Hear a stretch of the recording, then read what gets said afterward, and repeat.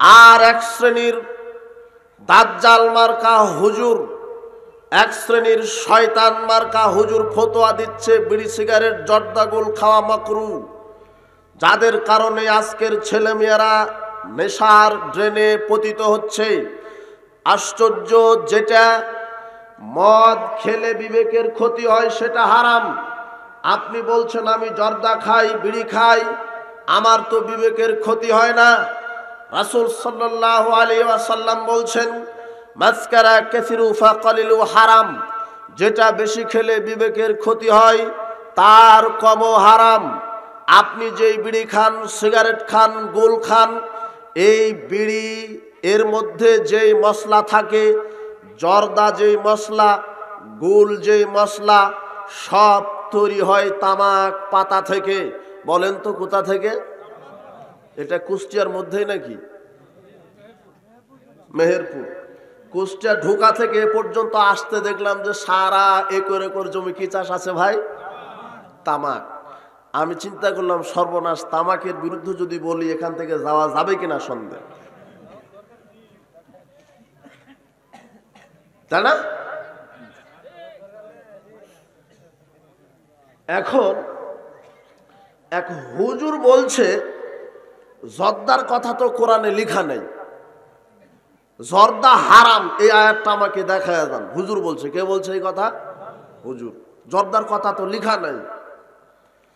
তা আমি বললাম জর্দা, বিড়ি, সিগারেট, গুল, আলাপাতা, ফেন্সিডিল, ইয়াবা, বেয়ার, হুইস্কি, প্যাথেডিন, শ্যাম্পেন, ভদগা, যত মদ আবিষ্কার হয়েছে আর কিয়ামতের পূর্ব পর্যন্ত যত হবে, সব কিছুর নাম যদি কোরআনে আল্লাহ লিখতেন তাহলে তো কোরআন এই মদ দিয়ে আল্লাহ এত বড় নাজিল করা লাগতো, তাই না? কোরআনে মদের আরবি নাম দিয়েছেন খামর। বলেন তো কি? খামর, মদ। মদ কি? যেটা খেলে মানুষের বিবেক ঠিক থাকে না, সেটাই হচ্ছে মদ। আল্লাহ কোরআন মাজিদে মাছের নাম দিয়েছে। এখন যদি বলেন যে পাঙ্গাস মাছ কোথায় আছে কোরআনে দেখান, তাহলে বোকামি হবে না? ইলিশ মাছ কোথায় আছে দেখান, পাবদা মাছ কোথায় আছে দেখান, টাকি মাছ কোথায় আছে দেখান, শিং মাছ কোথায় আছে দেখান। তাহলে আল্লাহ যদি মাছের নামই নিতেন তাহলে কোরআন মাছের জন্য আলাদা এত বড় করা লাগতো। কথা বুঝেছেন? আল্লাহ গরুর নাম বলেছেন, এখন যদি বলে যে শাহিওয়াল জাতের গরু কোথায় বলা হয়েছে, ফ্রিজিয়ান, হলস্টেইন গরু কোথায় লেখা আছে, হ্যাঁ? তাহলে এগুলি বোকামি না? আল্লাহ গরুর নাম দিয়েছেন যত গরু এই গরুই, হ্যাঁ? মাছের নাম দিয়েছে যত মাছ এই মাছ। মদের নাম দিয়েছে যেটা খেলে মানুষের বিবেকের ক্ষতি হয় সেটাই মদ। আপনি হুজুর জর্দা খান, রাসূল সাল্লাল্লাহু আলাইহি ওয়াসাল্লাম বলছেন মাসকারা কাসিরু ফাকালিলু হারাম, যেটা বেশি খেলে বিবেকের ক্ষতি হয় তার কম হারাম। তাহলে জর্দা যে আপনি খাচ্ছেন, কম খাচ্ছেন তাই বিবেকের ক্ষতি হচ্ছে না। ওই হুজুরকে যদি 100-150-200 গ্রাম জর্দা খাইয়ে দেওয়া হয় হুজুর আর সূরা ফাতিহা কেরাত করতে, তাহলে জর্দা কি হবে ভাই? আমি নাম নিলাম তাই।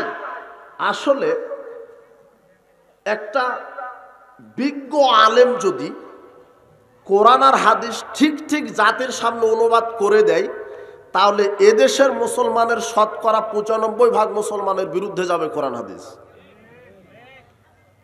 আমি যদি এখানে সুদের কথা বলি, বাংলাদেশের অধিকাংশ সুদখোর নাই, তো আমি সুদের কথা বললে যারা সুদখোর তাদের বিরুদ্ধে আয়াত গেল না, তার মানে আমি সুদের আয়াত বলবো না, তাই না?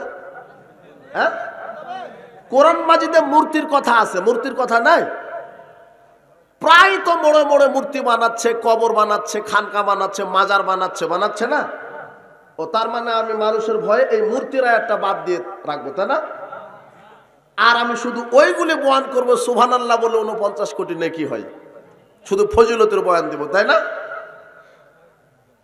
আমি যদি জেনার ব্যাপারে বলি, কোরআন মাজিদ দেখি জেনার ব্যাপারে কথা নাই, প্রায় তো যুবক যুবতী জেনার ভিতরে লিপ্ত, তাহলে তাদের বিরুদ্ধে যাচ্ছে না? তার মানে আমি জেনা, সুদ, ঘুষ, মদ এগুলোর ব্যাপারে আমি কথা বলতে পারি না নাকি? অবশ্যই পারি। আমি আল্লাহর গোলাম, আল্লাহ আমাকে পাঠিয়েছে কোরআন হাদিসের প্রতিনিধিত্ব করার জন্য। আল্লাহর কসম করে বলি, আপনার বিরুদ্ধে যাবে না। কোরআন হাদিস আপনার বিরুদ্ধে যাওয়ার জন্য আসেনি। আলেম ওলামা যদি সুদের বিরুদ্ধে কথা বলে, আপনি যদি সুদখোর হয়ে থাকেন, সকাল হতে হতে সুদ থেকে ফিরে আসেন, তখন কোরআন হাদিস আর বিপক্ষে যাবে না, পক্ষে চলে আসবে। আপনি যদি মদখোর হয়ে থাকেন, মদ পান ত্যাগ করেন, কোরআন হাদিস আর আপনার বিরুদ্ধে যাবে না, পক্ষে চলে আসবে। আপনি যদি মূর্তি পূজা করেন, কবর পূজা, খানকা পূজা করেন, মূর্তি পূজা বাদ দেন, আল্লাহকে সেজদা করেন, তাহলে আপনার বিপক্ষে কোরআন হাদিস যাবে না, কোরআন হাদিস আপনার পক্ষে চলে আসবে। না মানার কারণে ইসলাম আপনার বিরুদ্ধে চলে যাচ্ছে, মানলেই আল্লাহ আপনার পক্ষে, রসুল পক্ষে, কোরআন পক্ষে, ইসলাম আপনার পক্ষে হয়ে যাবে।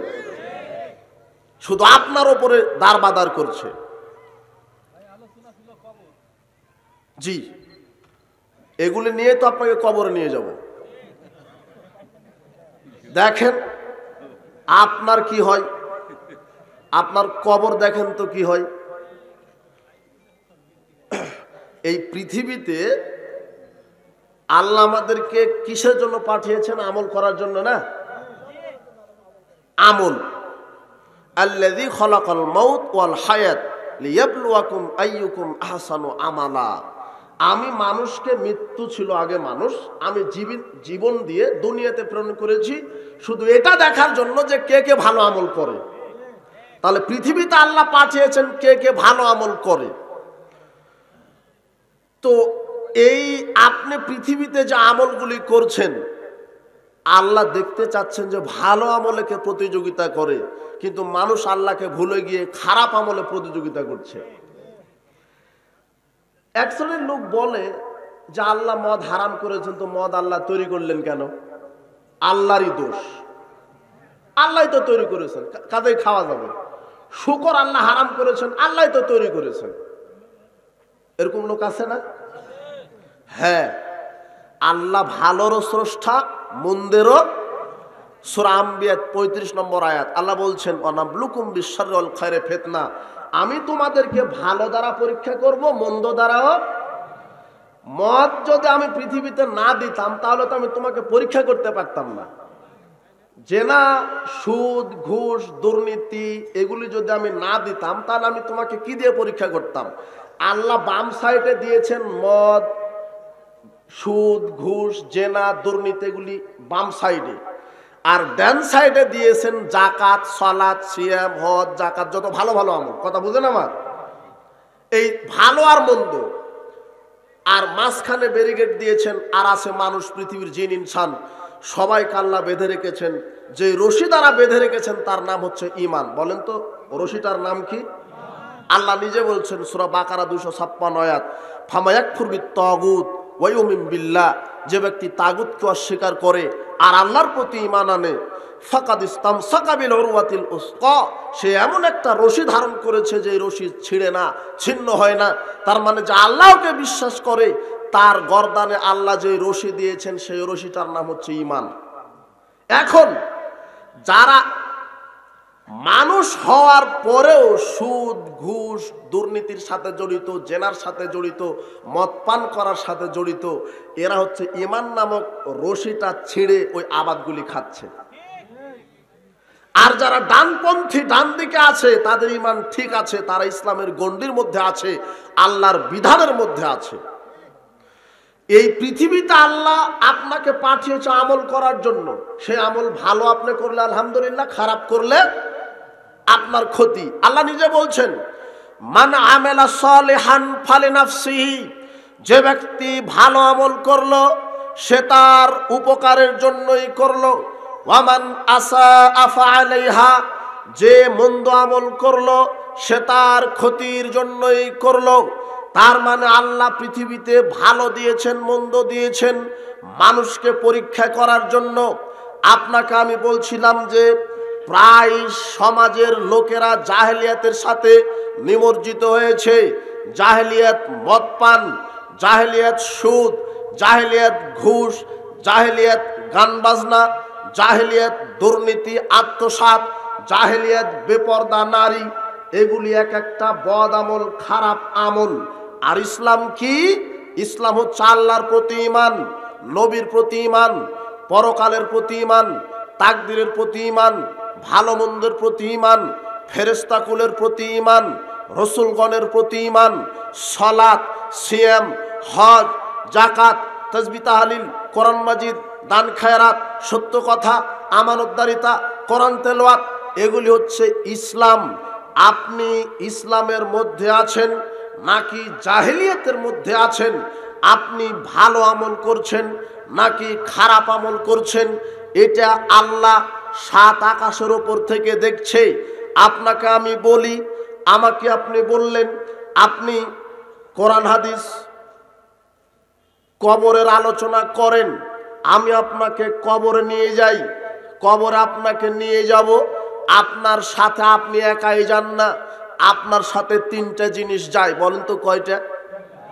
মনে রাখেন, কবরে যখন আপনাকে কি বলেন, ওই খাটি না খাটিয়ালি, খাটিয়া, খাটিয়া করে যখন মানুষ আপনাকে নিয়ে যায়, যখন আপনি মৃত, আপনাকে নিয়ে যাচ্ছে কবর দেওয়ার জন্য, আনাস রাদিয়াল্লাহু তাআলা আনহু বলছেন, ইয়াতবাউল মাইয়িতা সালাসা, যখন মানুষকে কবরে নিয়ে যাওয়া হয় তখন তার সাথে তিনটা জিনিস যায়। বলেন তো কয়টা? তিনটা। ফায়ারজি উসনানে, দুইটা ফিরে আসে, ওয়াবকা মাহুয়াহেদ, একটা তার সাথে থেকে যায়, ইয়াতবাহু আহলুহা মালু আমালুহু, তার সাথে কবরে যায় তার সমাজের লোক, তার কিছু মাল সামানা, আর তার সাথে যায় তার আমল। ফায়ারজিউ আহলুহু আমালুহু, ফিরে আসে তার সমাজের লোক, তার মাল সামানা, যেই খাটিয়া করে নিয়ে গেছে সেই খাটলিটা ফিরে আসে, আর সমাজের লোক ফিরে আসে। যারা আপনাকে মাটি দিতে গিয়েছিল তারা মাটি দিয়ে চলে আসে, খাটিয়া নিয়ে চলে আসে। ওয়াবকা আমালুহু, আর আপনার সাথে থেকে যায় কবরে আপনার আমল। কি থেকে যায়? আমল। কোন আমল? বলেন তো কোন আমল? নেক আমল। এই দুনিয়াতে আপনি যেগুলি করেছেন, এই দুনিয়াতে আপনি যে আমল করেছেন, আমল ভালো হতে পারে, আমল খারাপও হতে পারে। ওই ভালো আর খারাপ আমলটা আপনার সাথে কবরে থাকে। আর যে খারাপ আমলগুলি কোনগুলি, এগুলি আপনাকে বোঝাচ্ছিলাম, আর ভালো আমলগুলি কি, এগুলি আপনাকে বললাম। এই যে আপনার সাথে কবরে শুধু আমল থাকলো, আপনার সাথে গিয়েছিল তিনটে, সমাজের লোক মাটি দিতে গিয়েছিল না, মাটি দিয়ে চলে আসেনি, যে খাটিয়াতে করে নিয়ে গেছে ওটা আপনার সম্পদ ছিল, চলে আসেনি, কিন্তু থেকে গেছে কবর আপনার সাথে কোনটা? আমল। কোন আমল? এই দুনিয়ার জিন্দেগির আমল। আমরা এই পৃথিবীতে এক সময় ছিলাম না, আমরা ছিলাম আলোন আরওয়াহ, রুহের জগতে। কোথায় ছিলাম? রুহের জগতে। সেখান থেকে আল্লাহ আমাদেরকে মাতৃগর্ভে দিয়েছেন। কোথায় দিয়েছেন? মাতৃগর্ভে। সুম্মা নুখরিজুকুম তিফলা, এরপরে আল্লাহ মাতৃগর্ভে যতদিন আল্লাহ চেয়েছিলেন ততদিন আমরা ছিলাম, তারপরে বাচ্চার আকারে পৃথিবীতে বাহির করেছে। মাতৃগর্ভে আমরা ছিলাম কেউ 9 মাস 10 দিন, কেউ 8 মাস, 8.5 মাস। আল্লাহ যতদিন রেখেছিলেন ততদিন কোথায় ছিলাম আমরা? মাতৃগর্ভে। এরপর আল্লাহ দারুদ দুনিয়া, এই দুনিয়ার গৃহ নামক দুনিয়াতে আল্লাহ আমাদেরকে প্রেরণ করেছেন। তবে মাতৃগর্ভে আমাদের বয়স যখন 43, 4 মাস, কয় মাস? 4 মাস, তখন ফেরেশতাকে পাঠিয়ে আমাদের কপালে লিখে দিয়েছিলেন 4টি জিনিস। কয়টি? 4টি। আপনার আয়ুষ্কাল, আপনার রিজিক, আপনি হতভাগ্য হবেন না আপনি দুর্ভাগ্যবান হবেন, জান্নাতি হবেন না জাহান্নামী হবেন। এই 4টি জিনিস লেখা হয়েছিল। আপনার আয়ুষ্কাল, জীবন মৃত্যু, আপনার রিজিক, আপনি জান্নাতি নাকি জাহান্নামী, এই 4টা জিনিস লেখা হয়েছিল। আমাদের দেশের ওষুধ কোম্পানি আছে না, ওষুধ যখন বাহির করে তখন ওষুধের গায়ে লিখে দেয় ডেট অফ এক্সপায়ারি, অর্থাৎ এই ওষুধটা কতদিন ব্যবহারযোগ্য লেখা থাকে না, যে এই ওষুধটা 2023 সাল পর্যন্ত ব্যবহারযোগ্য, এরকম লেখা থাকে না। আপনাকে যখন আল্লাহ মাতৃগর্ভে দিয়েছিলেন তখন আপনার আমল নামাতে তাকদির আল্লাহ চারটি জিনিসের মধ্যে একটা লিখে দিয়েছিলেন যে এই দুনিয়াতে কতদিন বাঁচবেন আর কবে মরবেন, ওটা আপনার এক্সপায়ার ডেট। কথা বুঝেছেন? দুনিয়াতে আসার পরে যখন ওই এক্সপায়ার ডেট শেষ হয়ে যাবে তখন আপনাকে কোথায় যাওয়া লাগবে? কবরে, মৃত্যু। কবরে যাওয়ার প্রথম ধাপ মৃত্যু বা কবর। আখেরাতে যাওয়ার প্রথম ধাপই হচ্ছে মৃত্যু বা কবর। রাসূল সাল্লাল্লাহু আলাইহি ওয়াসাল্লাম বলছেন, আমার উম্মতি মা বাইনা ইলা সিত্তিনা ওয়া সাবঈন, সিত্তিনা ইলা সাবঈন, আমার উম্মতের গড় বয়স হবে 60 থেকে 70 বছর। কত বছর? মনে করেন 70 বছর এটা আপনার এক্সপায়ার ডেট, অর্থাৎ 70 বছর আপনি এই পৃথিবীতে থাকার যোগ্য। যখন 70 বছর হয়ে যাবে তখন মৃত্যু চলে আসবে। কথা বুঝেছেন? সাল বিন সাদ রাদিয়াল্লাহু তাআলা আনহু বলছেন, যা জিবরাইল ইলান নবী সাল্লাল্লাহু আলাইহি ওয়াসাল্লাম, জিবরাইল আলাইহিস সালাম নবী করিম সাল্লাল্লাহু আলাইহি ওয়াসাল্লামের নিকটে এসে বলছেন, ইয়া মুহাম্মদ আইশ মা শিতা ফাইন্নাকা মাইয়িত, মুহাম্মদ সাল্লাল্লাহু আলাইহি ওয়াসাল্লাম যতদিন ইচ্ছা আপনি জীবন যাপন করুন, তবে ফাইন্নাকা মাইয়িত, আপনি এটা মনে রাখেন যে আপনি মৃত্যুবরণ করবেন। ওয়াহাবিব মান আহবাবতা ফাইন্নাকা মাফারিকুহু, আপনি যাকে ইচ্ছা বন্ধু বানান, যত দল পার্টি ইচ্ছা করেন, তবে আপনি এটা স্মরণ রাখেন যখন কবরে যাবেন তখন আপনাকে একাই যেতে হবে। ওয়ামাল মাশিতা ফাইন্নাকা মাজুন বিহি, আপনি যে আমলই করুন, আমল ভালো করুন আর খারাপ করুন, এই প্রত্যেক আমলের প্রতিদান আল্লাহ আপনাকে দিবেন। ভালো আমল করলে ভালো প্রতিদান, খারাপ আমল করলে খারাপ প্রতিদান। আচ্ছা, আল্লাহ এই কথাগুলি রাসূল সাল্লাল্লাহু আলাইহি ওয়াসাল্লামকে বলার জন্য কাকে পাঠিয়েছেন? জিবরাইলকে। আল্লাহ জিবরাইলকে বললেন যে তুমি গিয়ে মুহাম্মদকে এই কথাগুলি বলো, যা আপনি যতদিন ইচ্ছা পৃথিবীতে থাকেন, তবে আপনাকে মরা লাগবে। আপনি যেই আমলই করেন আল্লাহ আপনাকে সেই আমলের প্রতিদান দিবেন। আর আপনি যত দল পার্টি করেন না কেন, কবরে দল পার্টি নিয়ে যাবেন না একাই যাওয়া লাগবে? একাই। সারা পৃথিবীর সমস্ত মানুষকে আল্লাহ বলছেন ওয়াল আসর, সময়ের কসম। সূরা ওয়াল আসর নাই কোরআন মাজিদে? প্রত্যেকেই জানে। আল্লাহ অত্র সূরায় সময়ের কসম খেয়ে বলছেন, ইন্নাল ইনসানা লাফি খুসর, সারা পৃথিবীর সমস্ত মানুষ ক্ষতির মধ্যে নিমজ্জিত। ইল্লাল্লাযিনা আমানু ওয়া আমিলুস সলিহাত ওয়া তাওয়াসাউ বিল হক ওয়া তাওয়াসাউ বিস সবর, তবে চারটি বৈশিষ্ট্য গুণ যার ভিতরে আছে সে ক্ষতিগ্রস্ত নয়। এক, যারা জেনে বুঝে ঈমান আনে, আল্লাহর সাথে শরীক করে না। দুই, যারা আমলে সলেহ করে, বিদাত করে না। তিন, যারা হকের উপদেশ দেয়। চার, যারা পরস্পর ধৈর্যের উপদেশ দেয়। এই চারটি জিনিস, এই চারটি গুণ যেই মানুষের মধ্যে থাকবে সেই সফল কাম। আর এই চারটি গুণ যার ভিতরে থাকবে না সেই ক্ষতির মধ্যে রয়েছে। অত্র সূরায় প্রথম আয়াতে আল্লাহ ওয়াল আসর, সময়ের কসম দিয়ে বলছেন। প্রখ্যাত মুফাসসির ইমাম রাজি রাহিমাহুল্লাহ তিনি এই আয়াতের তাফসির লিখতে গিয়ে বিগত এক বিদ্বানের উদ্ধৃতি দিয়ে বলছেন, তিনি রাস্তা দিয়ে যাচ্ছিলেন, এক বরফ বিক্রেতা চিল্লাচ্ছিল যে ইরহামু মাইয়াযুবু রাসু মালিহি, তোমরা ওই ব্যক্তির উপরে রহম করো যার পুঁজি গলে যায়। এই বিদ্বানটি সূরা আসরের ব্যাখ্যা বুঝতে পারেনি। আল্লাহ কেন সময়ের কসম দিলেন? আল্লাহ তো অন্য কিছু কসম খেতে পারতেন, আল্লাহ সময়ের কসম কেন দিলেন? এরই মধ্যে এক বরফ বিক্রেতা চিল্লানি দিচ্ছে যে সময়ের কসম। বরফ বিক্রেতা চিল্লাচ্ছে তোমরা ওই ব্যক্তির ওপর রহম করো যার পুঁজি গলে যায়। অর্থাৎ বরফ বিক্রেতা টাকা দিয়ে বরফ কিনে এনেছিল, তো বরফটা রোদের তাপে গলে যাচ্ছে, পানি হয়ে যাচ্ছে। বরফ গলে যায় না? গলে যাচ্ছে। তো বরফ বিক্রেতা চিল্লাচ্ছে যে তোমরা এই বরফ গলার পূর্বেই টাকা দিয়ে কিনে নাও, বরফ খেয়ে তোমরাও বাঁচো, টাকা পেয়ে আমিও বাঁচি। বরফ গলে গেলে তো কেউ কিনবে না, আপনি কিনবেন? কিনবেন না। তখন এই বিদ্বান, যেই বিদ্বান ওয়াল আসর, এই সময়ের কসম এটা বুঝতে পারেনি, এই বিদ্বান তখন বলছে হাজা মানা সূরাতুল আসর, হ্যাঁ আমি সূরা আসরের ব্যাখ্যা পেয়ে গেছি। আল্লাহ এখানে সময়ের কসম দিয়েছে এই কারণেই যে আল্লাহ মানুষকে একটা সময় দিয়েছে, যেই সময়টা 60 থেকে 70 বছরের সময়। কত বছরের সময়?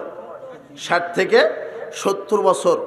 বরফ যেভাবে গলে যাচ্ছে, আপনার এই 70 বছর ঘড়ির 1 সেকেন্ড চলে যাচ্ছে, মানে আপনার 70 বছর থেকে 1 সেকেন্ড গলে যাচ্ছে। কথা বুঝতে পেরেছেন? 1 সেকেন্ড, 1 মিনিট, 1 ঘন্টা, 1 সপ্তাহ, 1 বছর, 12 বছর, এভাবে দিন যত যায় আপনার এই হায়াত নামক পুঁজিটা বরফ গলার মতো গলে গলে যাচ্ছে। এক সময় যখন গলে শেষ হয়ে যাবে, তখন আপনি দুনিয়া থেকে বিদায় নেবেন। এই জন্যই আল্লাহ বলছেন, সময়ের কসম, যারা সময় থাকতে আল্লাহর সাথে ব্যবসা করে, যারা ঈমান আনে, আমলে সলেহ করে, পরস্পর হকের দাওয়াত দেয়, সবরের দাওয়াত দেয়, যারা এই 70 বছরের মধ্যেই ঈমান এবং আমল সংগ্রহ করে, পাথেও জোগাড় করে, এরাই হচ্ছে সফল কাম। বরফ বিক্রেতা যেমন বরফ গলার পূর্বেই বিক্রি করতে পারলে লাভবান হয়, আপনিও আপনার এই হায়াত নামক পুঁজিটা গলার পূর্বেই যদি আমল করতে পারেন, আপনিও লাভবান হবেন। এটাই আল্লাহ বুঝাচ্ছেন। আব্দুল্লাহ বিন ওমর রাদিয়াল্লাহু তাআলা আনহু বলেন, কুনতু মা রাসূলিল্লাহি সাল্লাল্লাহু আলাইহি ওয়াসাল্লাম, আমি রাসূল সাল্লাল্লাহু আলাইহি ওয়াসাল্লামের সাথে ছিলাম। ফাজাহু রাজুলুম মিনাল আনসার, আনসার গোত্রের এক ব্যক্তি এসে ফাসাল্লাম আলান নবী সাল্লাল্লাহু আলাইহি সাল্লাম, আমাদের নবীর উপরে সালাম দিয়ে বললেন, ইয়া রাসূলুল্লাহ, আইয়ুল মুমিনিনা আফদাল, আল্লাহর নবী সর্বশ্রেষ্ঠ মুমিন কে? ফাকালা আহসানুহুম খুলুকান, রাসূল সাল্লাল্লাহু আলাইহি সাল্লাম উত্তর দিলেন, চরিত্র যার ভালো সে হচ্ছে সর্বশ্রেষ্ঠ মুমিন। লোকটি বললেন, ইয়া রাসূলুল্লাহ, আইয়ুল মুমিনিনা আকিয়াসু, সবচেয়ে বিচক্ষণ বুদ্ধিমান জ্ঞানী মুমিন কে? রাসূল সাল্লাল্লাহু আলাইহি সাল্লাম তখন বললেন, আকসারুহুম লিল মাউতে যিকরান, যে ব্যক্তি বেশি বেশি মৃত্যুর কথা স্মরণ করে, যে ব্যক্তি বেশি বেশি মৃত্যুর কথা স্মরণ করে, ওয়াসারুহুম লামা বাদাহু ইস্তিদাদান, আর পরকালের জন্য পাথেও সংগ্রহ করে, কবরে যাওয়ার জন্য পাথেও সংগ্রহ করে, এই ব্যক্তি হচ্ছে উলাইকাল আকিয়াসু, তারাই হচ্ছে জ্ঞানবান বিচক্ষণ বুদ্ধিমান।